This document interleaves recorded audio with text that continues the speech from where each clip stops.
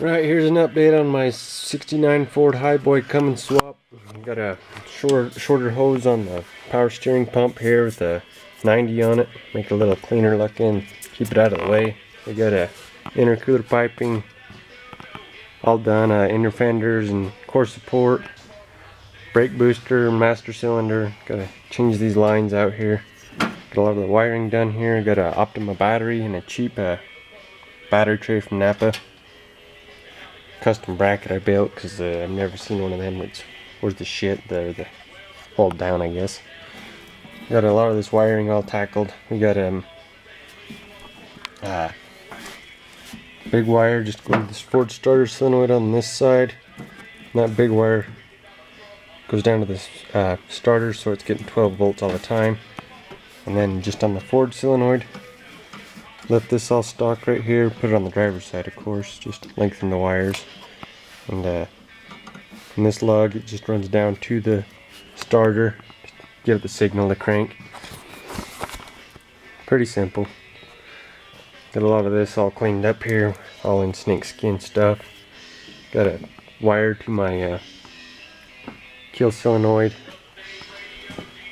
Had to do some customizing there. It's got a, from the factory they have points, so they put a resistor wire in that's only supposed to kick out 6 volts or something like that. So you have to modify it slightly. Luckily they left a little blue wire in the loom there that's getting 12 volts all the time. I just kind of made a little connector hooked right to it because it's just sitting there like it's ready to go. They were planning for this. Can't really see what color it is or anything, but it's a little blue wire. Runs there, and then I just ran it into the factory wire because it's not resisted after you get past this harness. You can see right there, there's the resisted wire maybe. That pinkish one right there, I cut it. It's hard to see on this camera though, especially in the dark. But that should do it because yeah, you don't want 6 volts going to it. And then a lot of these things, they have the wires on the back of these ignitions. There's only one that has 12 volts while cranking and with the key on. So that blue one just was spliced into here from the factory. I found it just digging around a little bit. But we got a cranker. No fuel yet, so she won't start. But it's a bonus. Got a 4-wheel drive shifter in her. Got this bracket I built here out of 1/4-inch flat strap. Got longer bolts to go in the top tower of the tranny.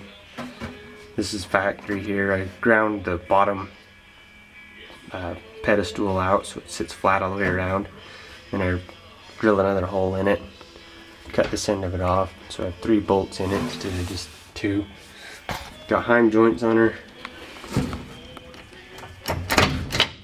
Shifts pretty smooth. Pretty nice so far. Let's see. Damn safety glasses. Radiator's not in there real good yet.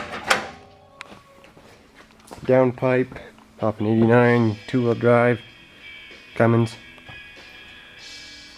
Got a hole in my inner fender here. I'm going to put my big ass air filter in there. Build a little tray so it sits down a ways. To scoop in the core support so it can suck in air from the road or whatever. Got our middle cross member in, but I'm gonna have to modify it a little bit because this downpipe is pointed right at it. Really don't want to drop the downpipe lower just because then it'll drag on more things. So I might just cut this baby off, modify it a little, bring it up or down, I don't know which. But it shouldn't be too bad to modify it. See my heim joints right there.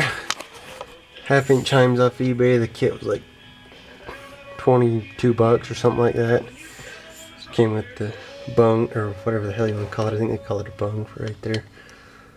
So, worked out pretty good. But I had to get the misalignment bushings. They're 1/2-inch heims with the 3/8 bolt, and the bushing just kind of, yeah, adapts it down. Bolt's not tight yet, but it's not done yet either. Makes it real easy to adjust your shifter so you can get out of the way of your regular shifter. Just a 16th inch pipe or something like that I got at Tractor Supply. You can weld it in the doohickeys, the threaded doohickeys. I think that's about it. Oh, still got a pyrometer on its way. I got the odometer digital one, so it's a fancy one. But it's not here yet, so I ain't got it in yet. You've got to do a grid heater because it gets too cold to not have one around here. Might just be a push button with a Ford starter solenoid there. And I might get a little fancy and get the DCS controller, but I doubt it. DCS controller like 250 bucks, and I just really don't want to buy it. So I won't need it most of the time, just in the winter. And I think that's about it.